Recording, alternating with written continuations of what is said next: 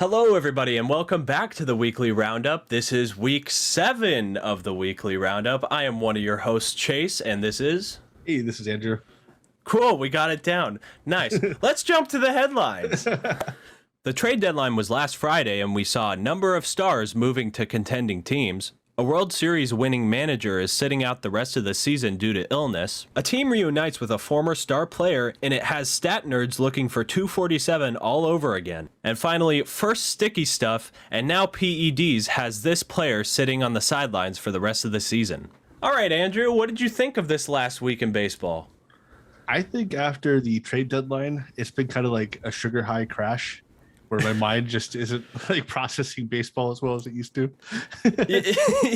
Yeah, it's been a little slow week as far as baseball news goes. Yeah, it has. I mean, we still have a lot of big stories, and I guess just anything compared to all those names that we saw move, just everything just seems like small potatoes right now. Yeah, it really has, and people have been naming it the biggest trade deadline of all time, which I don't know about that, but what do you think about it being named that? You know, I feel like they name that every season, like 20 years in a row. They just like keep up with it. Well, I'm going to go over a few names that were on the move during the trade deadline. So we're going to do a quick wrap up of the trade deadline real quick. And if you missed our trade deadline show, we had a great time. You can catch it on the YouTube channel. And we have the video of the whole 3-hour deadline show. If you want to catch anything of that, watch the whole thing. I mean, it's just good. It's good viewership, right? Yeah, it was a good time. Should have seen our reaction when Andrew Heaney got traded. Oh man, yeah, that was the big bell got set off. People were jumping up and down. Yeah, women were crying. Were hugging their babies. I don't know about those last two, but the biggest names in the trade deadline that were on the move were Max Scherzer and Trea Turner from the Nationals heading to the Dodgers. Yeah, that's a big time trade right there. The Dodgers got their ace. Scherzer is a big time. He always comes through in those big starts. This really got to make the Dodgers the favorites for the NL West. Yeah, they gotta be. I mean, they just got better this trade deadline. Yeah, I mean, covering the Angels, being a Padre fan myself, this was a really heartbreaking trade. So. Especially since there was reports at the very beginning saying that they were in on Scherzer and Turner, right? Yeah, and it turned out to be a Nationals aide that leaked that. The Padres were never actually that close to Scherzer. They hadn't heard back for about 8 hours at the time when the reports were coming out that they were minutes away. Yeah, and the Dodgers also picked up in the trade deadline Danny Duffy. Yeah, Danny Duffy's having a career year with the Royals. So the Dodgers getting him, if he can continue that production, it's just another big name for them to pick up. I mean, I guess the jury's still out on whether or not he's that type of pitcher, but we'll see. Yeah, the Dodgers always have a way of making pitchers pitch better than what they seem to be capable of. I know, it seems like their sticky stuff is just a little stickier than others. Oh, come on, man. We've cut down on all of that. Yeah, right? Can it? But the Dodgers rotation has got to be the best in the league now. I think up there with the Brewers. I still like the Brewers rotation a lot. Yeah, the Brewers have an elite rotation, especially the top 3 names at in the rotation. The Dodgers, though, they're going to be going head-to-head with them, especially if Kershaw can get over his back injuries that have been nagging him. Mm-hmm. So, I mean, yeah, the Dodgers head-to-head with anyone, they could best them. So, and who's their top 5 right now? Since Kershaw's out, and I don't really pay attention to the Dodgers a whole lot because I'm an Angels fan, and we're not supposed to like the Dodgers. So yeah, they lost Kershaw, they lost Bauer for obvious reasons. Yeah. So I'm guessing their number 1 name at the top of the rotation is still got to be Scherzer, 3-time Cy Young Award winner, elite pitcher, helped the Nationals win the World Series. Number 2's got to be Walker Buehler. 3, Mr. Tight Pants. Yeah, Mr. Tight Pants. They're really nice pants though. So Urias probably be number 3. Okay. Then I'm guessing number 4 would probably be Duffy coming in. Mm-hmm. And then number 5, that's a good question. Who would you put it? Big old question mark there. Yeah, right. Maybe it would be Cole Hamels that they just picked up. Oh yeah, we'll talk about that there in a bit. Don't jump the gun on me, but we'll get there in a sec. Other teams in the trade deadline news: the Yankees picked up Joey Gallo and Anthony Rizzo. Yep, they needed pitching, and they got the exact opposite of that. So good for the Yankees. Two big bats. That's pretty much all you can say. Yeah, Rizzo's gonna hit a lot of home runs with that short porch in right field. Yeah, I totally agree. Same with Joey Gallo. They're both lefties. Yeah, I would not be surprised to see them hit 20 plus home runs in the second half. I would not either. We already saw Anthony Rizzo hit a couple bombs in Miami. Yeah, and Miami's not an easy place to hit home runs. So I think someone needs to tell Rizzo that he wasn't at New York Stadium, that he was actually in Miami. Everywhere is a short porch to Anthony Rizzo. It's true.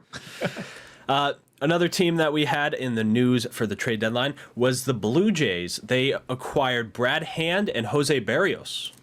Yeah, another big trade. Berrios is a legit top of the rotation type arm. They had to give up a lot to get him. They gave up 2 top prospects.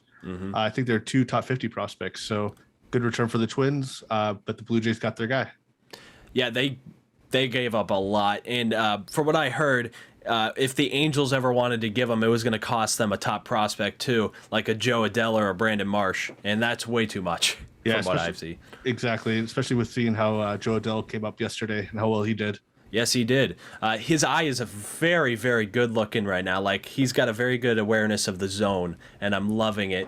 The time in AAA has paid off so far. So far, yeah, and he's looking good. You're exactly right. I'm really excited to see what he can do. I am too.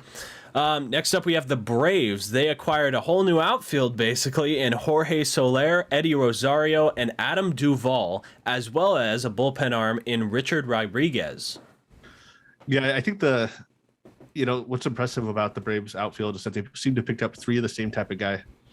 These are all high home run hitting guys, low on base percentage. It's a very interesting move by the Braves. Looks like they're going to just try to slug their way into the postseason contention. I don't know how else to say it. Soler, if he's playing like he did with the Royals this year, then that's not going to be a good pickup. But if he plays like he did 2 years ago, that could be the pickup of the trade deadline. Yeah, it would be very good to see the Braves make the postseason with the outfield that they currently have, or that they just acquired, because of the way they've gotten hurt this year. Yeah, they lost Acuna, which is huge. That's one of the biggest names you can lose in baseball. So when he went down, I think a lot of teams thought the Braves were just out of it. They might be sellers, but they came back with 3 big trades. Also, we got the White Sox making big moves. They acquired Cesar Hernandez and Craig Kimbrel. Yeah, those are exactly the types of moves that the White Sox needed to make. They already have a great rotation.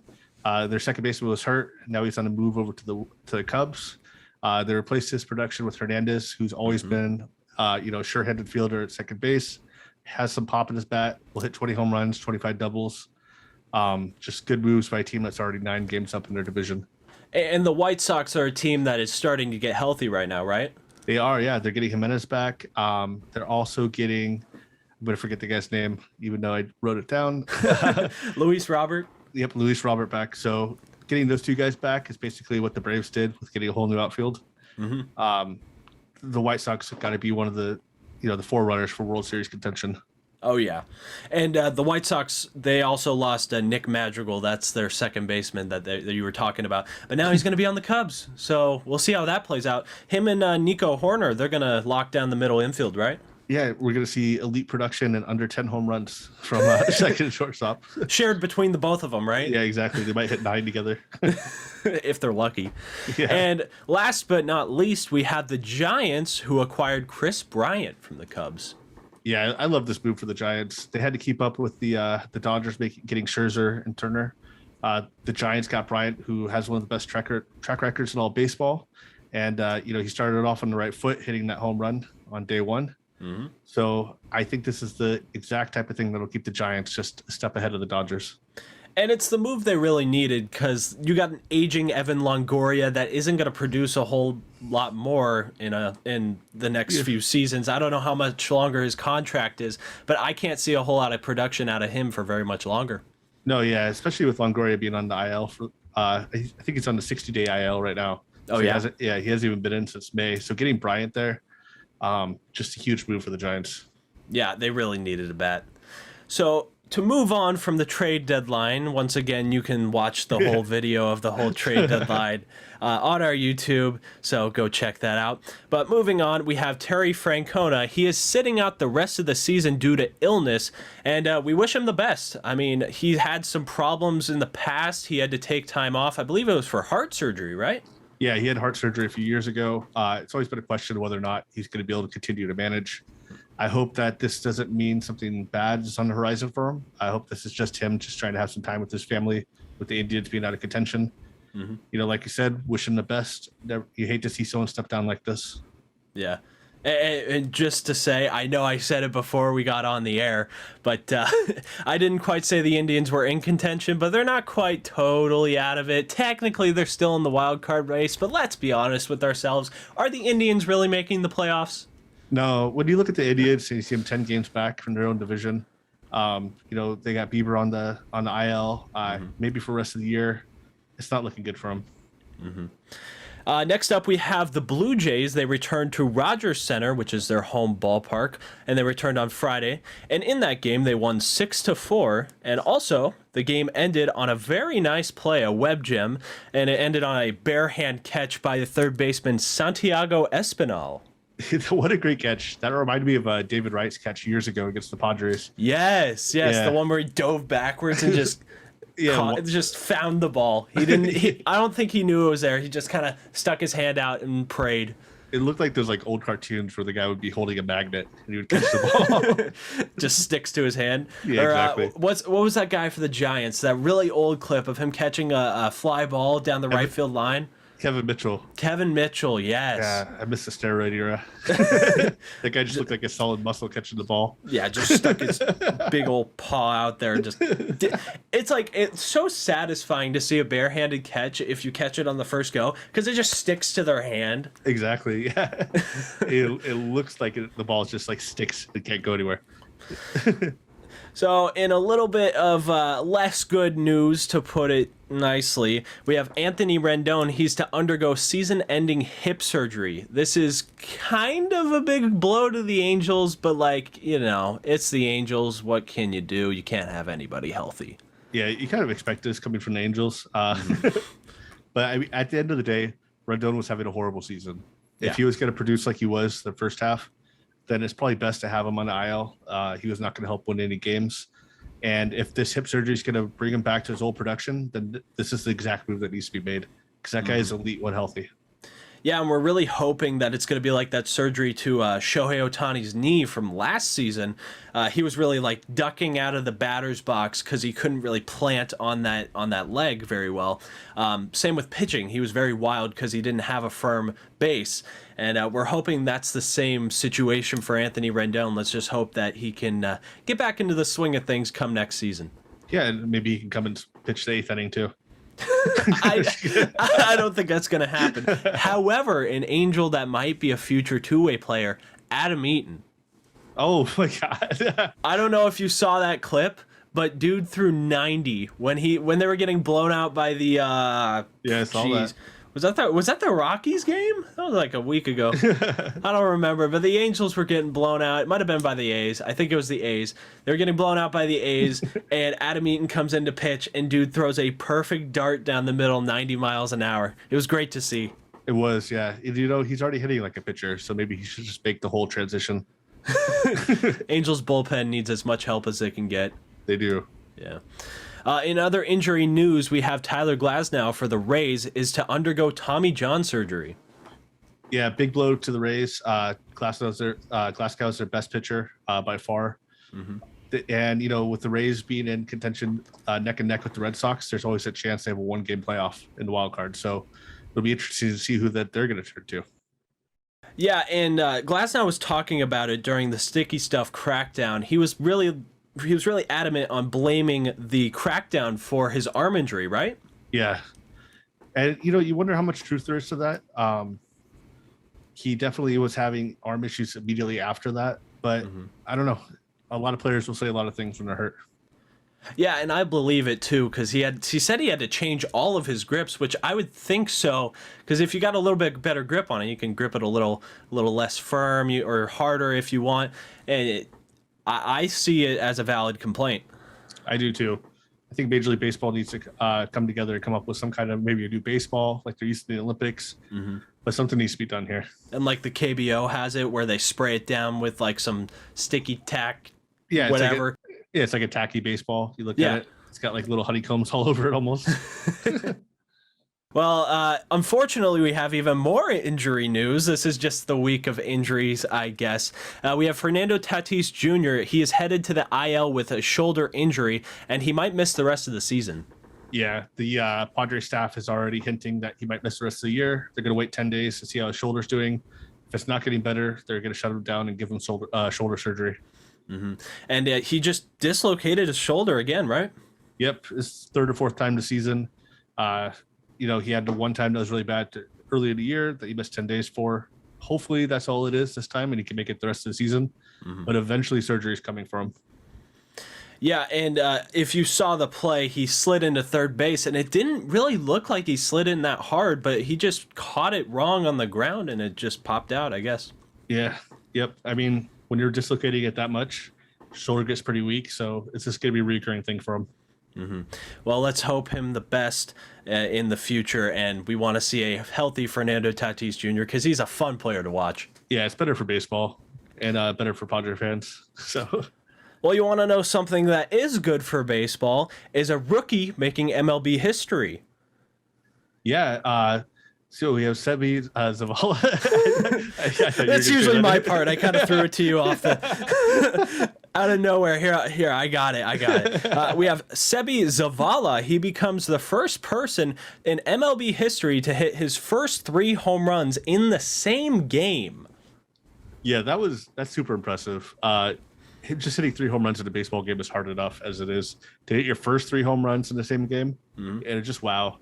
The White Sox always seem to have someone that's coming up and just producing from day one. So, good for him. Good for the White Sox. I know they've been looking for that backup catcher help for a while. Yeah. As a rookie, I wonder what you're feeling after you get that first home run was it his first game or was it like how many games has he played before that? Do you know? It had been 5 or 6 games. I think he had 38. So he was due, is what you're saying. Yeah, he was due. Okay. His numbers were really bad beforehand, so that brought him up to above league average. So he was probably just happy to be one step further away from the minors again. Yeah, and the last White Sox player to do it, I don't know if I mentioned it, he's a White Sox, so good for you White Sox fans. Fun. Yep. The last White Sox to do that was Jose Abreu last season, right? Yeah, 3 home run game. Yeah, so anytime you're in company with Jose Abreu, there's probably pretty good stat that you have there. Most likely. Next up, we have something we hinted at earlier. The Dodgers signed Cole Hamels for $1 million and a $200,000 bonus for every start made. So Cole Hamels signing for pennies, right? Yeah, that is pennies. This guy was one of the bigger names of baseball for a long time. $1 million pennies. I know. But for baseball, how it is, that's not a lot of money. And $200,000 for each start. So either Cole Hamels is confident he's going to get a lot of starts, or the Dodgers are confident he's not going to get a lot. So somebody's confident in one of the two camps. Somebody's confident for sure. Yeah. But Cole Hamels, who did he play for last year? Wasn't he supposed to play for the Braves this year or something? Or was that last year? I think it was the Braves last year, and then he was played quickly for like Texas, Philadelphia. Yeah, I mean, you just don't know what you're going to get out of him. He hasn't been the healthiest in the past, and his stats haven't been the best either.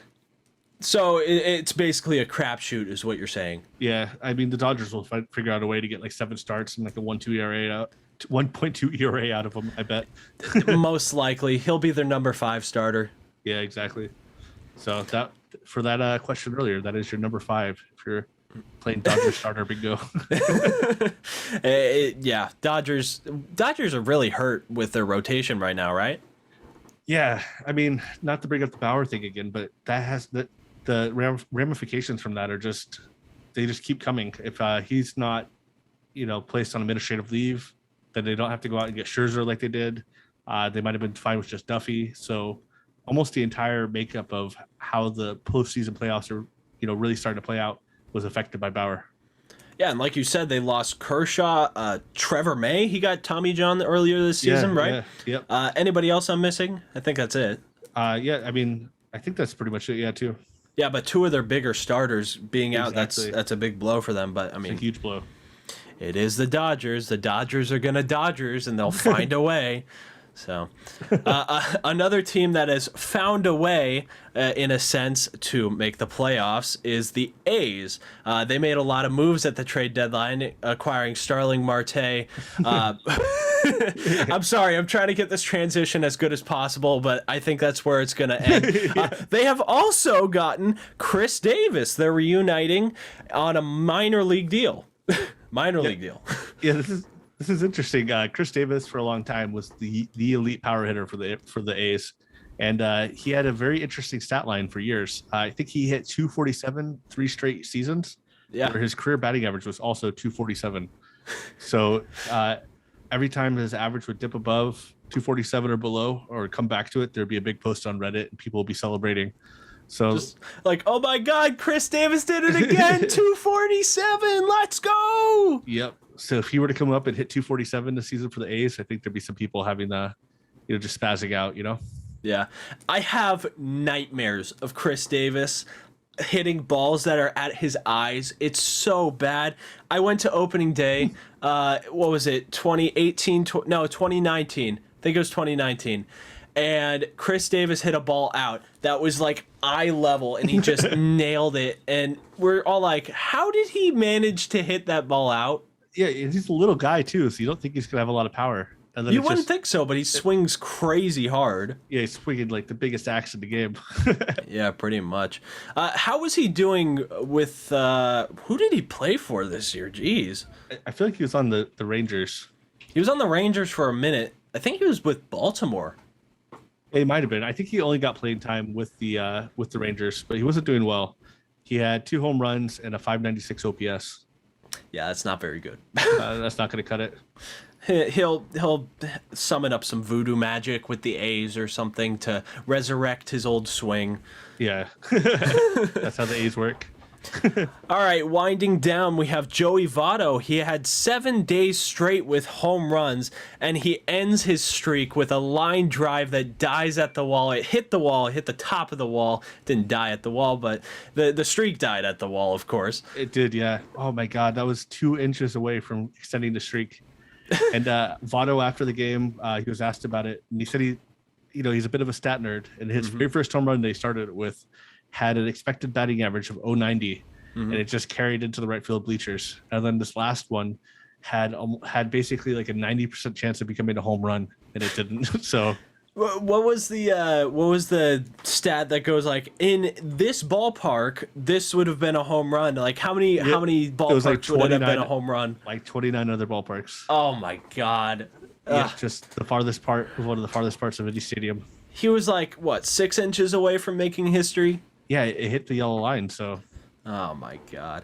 Well, he did hit 7, so that's a very, very good accomplishment. Second to last, we have the Red Sox. They lost 5 straight, and they got swept by the Rays, I believe, and they're now 1.5 games back from Tampa Bay in their division, right? Yep, that is exactly true. That was the biggest division shakeup we saw this week. The Red Sox are just in an absolute free fall right now, and they have lost their grip on the division that they've been holding all year. Yeah, and what's really went wrong with them? Do you know? I don't know. I think they just came across a really hot Rays team, and they kind of got demoralized. Yeah, they just hit a brick wall pretty much. Exactly. And not last, I made a mistake. We moved a story to the bottom. We have the 3 Cubs stars that got traded. They all hit home runs in their home debuts. Yep. So we have their debuts with their new teams. Sorry. Yeah. Anthony Rizzo was not at home. No, we already said that. He was in Miami. Yeah, I put a typo in the script, guys, if anyone's wondering. So we had 3 Cubs stars. That would be Javier Baez with the Mets. Hit a home run in his first game. Then we had Anthony Rizzo hit a home run in his first game with the Yankees. And then finally we had Kris Bryant hit home run for the Giants his first game, which his teammates had said that if he didn't hit a home run, they were just going to return him. That would have been interesting to see. Yeah. So, I mean, you want to get your money's worth. And if you're getting a Cub player, you're expecting a home run in that first game.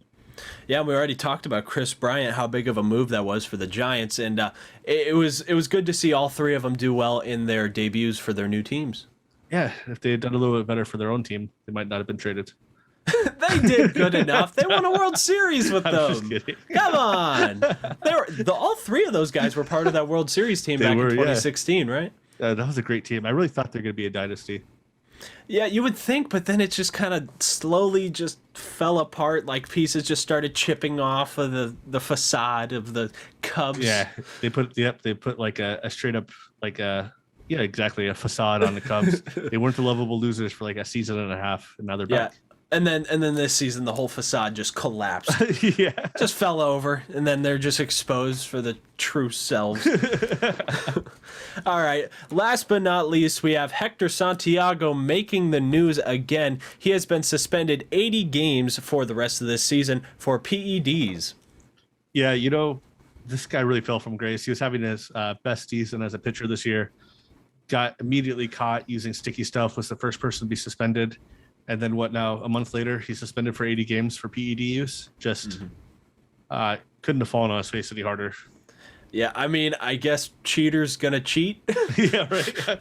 He was checking all the cheating boxes. So yeah, I mean, there's nothing much left to say. I mean, get clean, Hector Santiago, and go pitch well without any PEDs, any sticky stuff. I think he can do it because we saw him in an Angels uniform, and I remember him having some good games for them. Who knows? He could have been still using sticky stuff, but I guess we'll never know. We'll never know. We might have seen the last of Hector Santiago. Yeah, and you have seen The Last of Us for this episode. I got all the transitions today, huh? That was a good one, yeah. Well, we are going to be signing off for this week. Make sure to check out our merch in our Redbubble shop. Go to redbubble.com and type in Halos in the Infield. We got many great designs, such as I Stand With Minor League Players. Sorry, that was just paraphrasing. I forgot the actual title of the shirt. But all the proceeds from that shirt will be going towards minor league baseball. We're going to cater a meal for them eventually here once we raise enough money. And it's going to a good cause. So buy a shirt, buy a design from that line, and it will go out to the minor league players. I will buy more shirts myself. I've already bought a bunch of stickers and that. So good stuff for us, self-promo, But do you have anything else, Andrew, for this week? No, yeah. I'm just excited to see what the next week happens, and hopefully we have some big stories coming. Yeah, hopefully it's not as much of injury news, right? Yeah, exactly. A lot of people got hurt this week. They really did, yeah. Well, thank you so much for watching, and we will see you next week. See you guys later. Bye, guys.